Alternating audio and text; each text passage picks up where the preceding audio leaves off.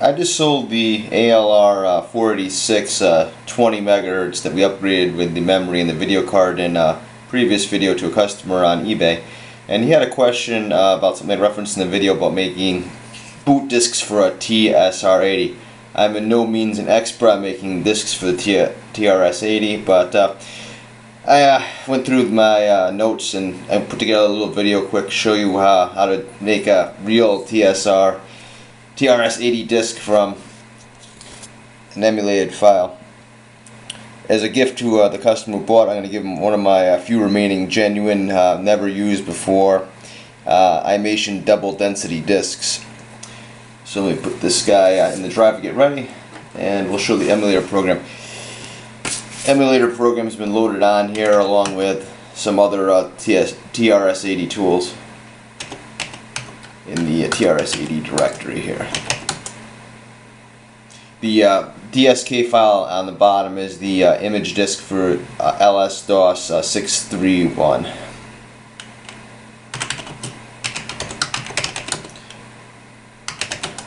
The emulator is provided by, they got the website in here. Let's just show it real quick in case anyone wants to download it. I don't remember where I got the LS-DOS disk file, but it was probably on the internet somewhere this summer. I'm not sure where I got it, but you can probably do a search and find it. This emulator appears to be available at trs80emulators.com. What's nice about this program is it lets you write to an actual floppy drive. I know a lot of the emulator programs you have out there, especially the ones that aren't DOS based, will not let you write to an actual floppy drive, because that requires direct disk writes, and anything under Windows 98 or higher is not going to let you do a direct disk write. You can't even do it in Windows 95 unless you boot into DOS mode. That's why if you want to actually make real disks for your TRS-80 computers, you're going to need a computer that could do direct disk writes, like an older one like this. So let's get started on the emulator. Shareware version. Let me straighten this out a little bit. I'm actually using a tripod my fiance gave me today, so hopefully get the videos a little bit clearer. Okay.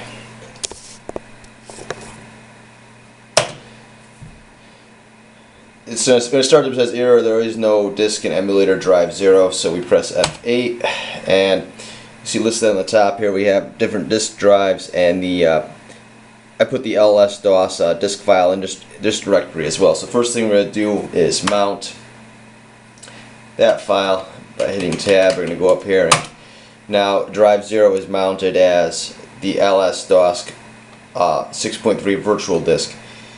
And since we're going to want to copy that actual image disk onto a real disk, again, this program is awesome because it lets you do this. You can actually connect a physical floppy drive to it. A lot of the programs don't do this.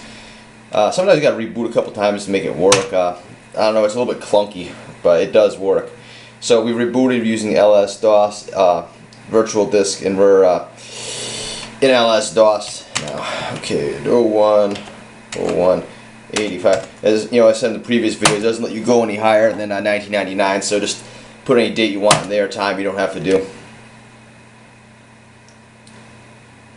Okay, now we're in LS-DOS. This disk I have in here, I actually had gotten ready earlier to just test out for the video, so I wouldn't waste anyone's time.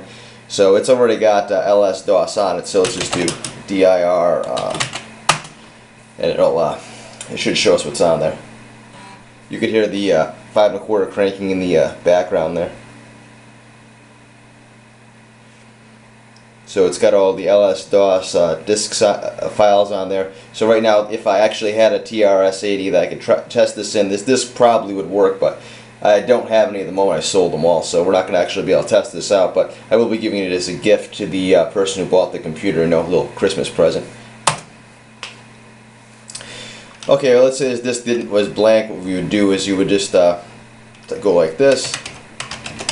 This copy, this one you gotta put the colon first, or the number first. I think it goes like this. Disk copy 0, which is our drive that we have the virtual disk loaded on, and 1, which is the actual floppy drive. So you go like this, hit enter,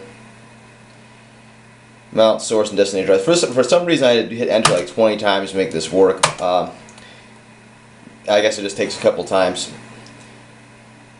And what it's going to do is it's going to read and write. We're only going to do the first ones. I'm going to pause the video and go to the end because this takes about 5 or 10 minutes, and no one wants to look at the screen just going 1, writing 1, verifying 1. So we're going to go just do a couple as an example, and then I'm going to cut the video and we'll go to the finished product. Verifying 2. As you can see, this is a very slow process. I think this is a single density disk, so it should go up to verifying 40, I believe. It's either verifying 40 or verifying 80. I forget how many cylinders are on this particular one. But that's enough of this. I'll be back once it's done copying. Just got done mailing out one of my Ace soda machine keys that someone asked me to copy. I did that while I was waiting for this to get done. Yeah, it looks like it's 39 sectors, so I guess a 40 sector disk, and for the LS-DOS boot disk. So it says this copy complete, copy another, no. Back to LS-DOS. And I hate to admit it, but I don't know how to exit this emulator, so once I get done showing you what I gotta do here, I gotta reboot the computer. Didn't come with an instruction manual. So our drive setup right now is set up so that we have drive 0, which is the boot drive, being the image disk, and right now we have our drive 1 is the actual floppy. What we're going to do is we're going to test out the floppy drive. So I'm going to delete disk 0, delete disk 1, and set up disk 0 as the actual floppy drive. Sometimes, like this emulator is a little bit clunky. I have to reboot it a couple times before it takes, but we'll see what happens. Yeah, see, it did that again. So that's no big deal. So let's just try again.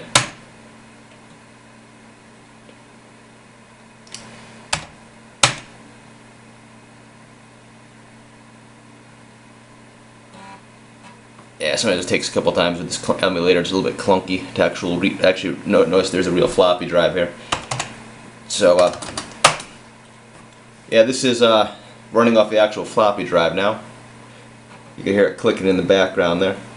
So yeah, we made a bootable floppy drive, a floppy disk for the TRS-80. Should work. I mean, I don't have one to test it, but and that's how you make a bootable LS-DOS disk with an emulator. Everyone, thanks for watching the video and have a great day.